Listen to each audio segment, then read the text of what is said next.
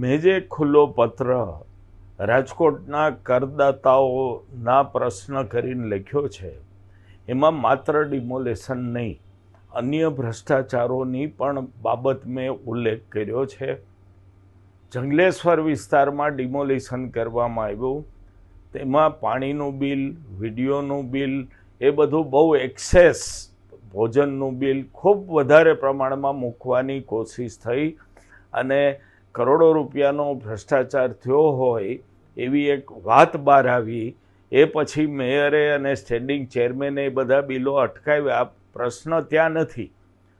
જે કાંઈ વાત જાહેર કરી છે એ કટકે કરી છે કે પાણીનું 22 લાખનું બિલ, ભોજનનું આટલું બિલ, વિડીયોનું.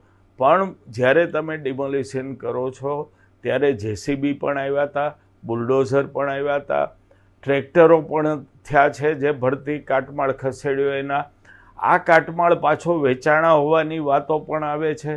એટલે કેટલો બધો ભ્રષ્ટાચાર થયો હશે, એટલે આખો આંકડો એક સાથે જાહેર કરવાની મેં માગણી મૂકી છે. બીજી વાત એ છે કે કોરોના વખતે જંગલેશ્વરમાં પતરા મારવામાં આવ્યા હતા. અમને એવી રજૂઆત કરવામાં આવી છે કે પતરા મારવાનો ખર્ચો 3 કરોડ રૂપિયાનો કોર્પોરેશને મંજૂર કર્યો છે. અમે એની ઉપર તપાસ કરી રહ્યા છે. અમને જે રજૂઆત થઈ છે એમાં પતરા કાઢ્યા પછી પતરા ક્યાં ગયા? કોરોના પત્યા પછી એ વેચાણા હશે.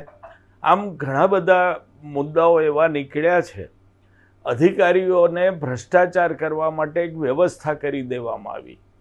એબસ્ટ્રેકના નામે કેશ ઓન હેન્ડ ઉપાડવાની છૂટ આપવામાં આવી. અધિકારી આજ 2 લાખ રૂપિયા કોર્પોરેશનમાંથી ઉપાડી લે. 2 લાખ રૂપિયા ઉપાડી લીધા પછી બિલ મૂકીને એને સેટ ઓફ શબ્દ વાપરે છે, એ સેટ ઓફ કરે. આવી રીતે કોર્પોરેશન કઈ રીતે એબસ્ટ્રેકની રકમ ઉપર ચાલે એ અમારો બહુ મોટો સવાલ છે.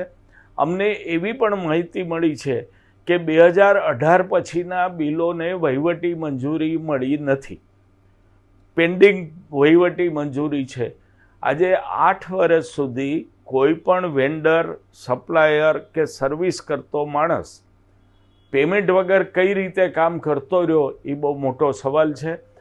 જો એવું નથી થયું અને બિલ ચૂકવાઈ ગયા છે એબસ્ટ્રેક મારફત, તો વહીવટી મંજૂરી કેમ અટકી છે? આ બધા જ પ્રશ્નો છે. પુષ્કરભાઈ પટેલ, ભાઈ જયમીનભાઈ ઠાકર અને જ્યારે પ્રદીપભાઈ ડવ જ્યારે મેયર હતા ત્યારના આ બધા બિલો સહિતની વસ્તુઓ વહીવટી મંજૂરીમાંથી પેન્ડિંગ પડી છે. અમને શંકા છે કે ભડકો ના થાય એટલે ધીરે ધીરે સેટ ઓફ કરવા માટેની આ પદ્ધતિ ગોઠવી હોય. આ ઉપરાંત મુખ્યમંત્રી શ્રી, ગૃહમંત્રી શ્રી કે અન્ય કોઈ આવે ત્યારે ધારાસભા વાઇઝ કાર્યક્રમો થાય છે. આ કાર્યક્રમો માટે પણ કોર્પોરેશનોએ ખર્ચા કર્યા છે. અમે જે માહિતી અમને આપી છે, જે લોકોએ આપી છે, એણે એવું કીધું છે કે 1 વર્ષમાં 80 લાખ રૂપિયા જેટલો ખર્ચો ઇનડાયરેક્ટલી ભાજપના પ્રચાર કરવા માટે લોકોના, કરદાતાઓના ખિસ્સામાંથી પૈસો ખેંચી લેવામાં, લૂંટી લેવામાં આવ્યો છે.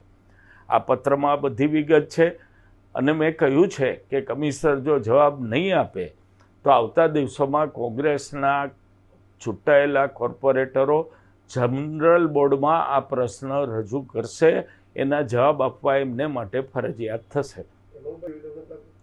કોઈ પણ તપાસનો એક નિયમ છે કે કાંઈ સ્વાયત્ત માણસ કરે, દાખલા તરીકે રિટાયર્ડ ન્યાયાધીશ અથવા જે અધિકારીઓની સહીથી ગડબડ, ગોટાળો, ભ્રષ્ટાચાર કટકી થઈ છે એનાથી ઉપરના અધિકારી તપાસ કરે. કુલડીમાં ગોળ ભાંગવા માટે મેયરશ્રીએ અને બીજેપીના લોકોએ કમિશનરની સહીથી મુકાયેલા બિલોમાં નાયબ કમિશનરને તપાસ સોંપી. આ તપાસના મૂળભૂત નિયમોની વિરુદ્ધની બાબત છે. અમે એનો વિરોધય કર્યો છે અને આજે તપાસ સમિતિ બનાવવામાં આવી છે એ લીપાપોતી અને કુંડળીમાં ગોળ ભાંગવા માટે જ બનાવી છે. કરદાતાઓની આંખે પાટા બાંધવા સમિતિ બનાવવામાં આવી છે.